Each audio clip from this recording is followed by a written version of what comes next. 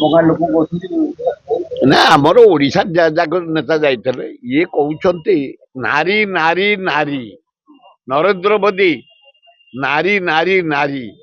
ସାରା ଇଣ୍ଡିଆଟା ଯାକ ଲୋକ ତମେ ଯାଇକି ୱେଷ୍ଟବେଙ୍ଗଲ ଗୋଟେ ନାରୀକି ହରେଇବା ପାଇଁ ଯାଇଥିଲ।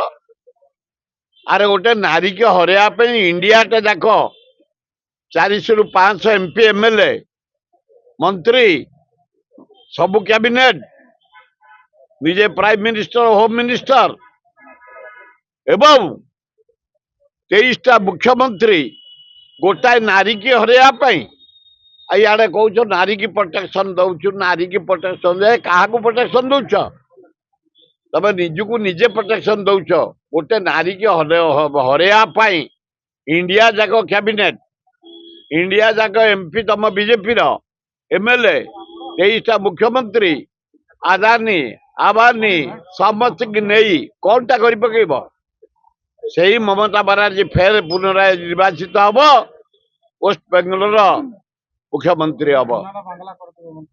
ଇଏ କଣ ସୁନାର ବାଙ୍ଗଲା କରିବେ? ଆମ ମୋହନ ମାଝୀ ଯେମିତି କହିଛନ୍ତି ଆମେ ସୁନ୍ଦରଗଡକୁ ସୁନା କରିଦବୁ, ନା ହୀରା କରିଦବ?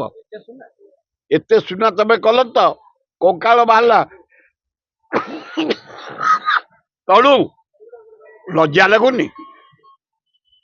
କଙ୍କାଳକୁ ନେଇ, ହାଡୁକୁ ନେଇ ଏଇନା କଣ ବହୁତ ଯୋଜନା ତା ଘରେ ଇଲେକ୍ଟ୍ରିକ ନଥଳା ଦେଇଦେଲଣି, ତାଙ୍କୁ ଇଏ ପେନସନ ଦେଇଦେଲଣି, ଭତ୍ତା ଦେଇଦେଲଣି, 10,000 ଟଙ୍କା ଦେଇଦେଲଣି, 10 ଲକ୍ଷ ଦେଇ ସାରିଲଣି।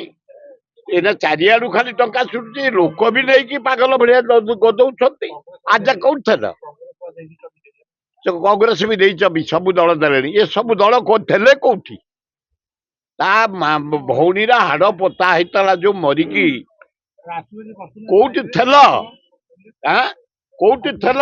କୁଆଡେ ଗଲ? ଲଜ୍ଜା ଲାଗୁନି? ସେ ହାଡ ଆଣି ମୁଁ କାହିଁକି ଯିବି ଏଗୁଡା କାମ ଦେଖିବା ପାଇଁ? ଏ ହାଡ ଆଣି ଦେଖେଇଲା ପରେ ଖାଲି ଗଦଉଛ। ତା ଘରେ ଇଲେକ୍ଟ୍ରିକ ନଥା ତାକୁ ଦେଇଦେଲେଣି, ଘର ଦେଇଦେଲେଣି, ପଇସା ସୁଅ ଛୁଟୁଛି, 10 ଲକ୍ଷ ଟଙ୍କା ନଗଦ ଦେଇ ଦେଇଛନ୍ତି। ବ୍ୟାଙ୍କ ଘରେ ଯାଇ ପଇସା ଦେଇକି ଆଇଲାଣି, ଲୋକମାନେ ଯାଇ ଦଉଛନ୍ତି। ଯାଉ ଗୋଟେ ଲୋକ ଉଠି ଯାଉ, ଭଉଣୀର କଙ୍କାଳକୁ କାଢି ଲୋକଲୋଚନକୁ ଆଣି ବିଶ୍ୱରେ ଯୋଉ ଚହଳ ପକେଇଛି, ସେ ଧନ୍ୟବାଦ ତାକୁ।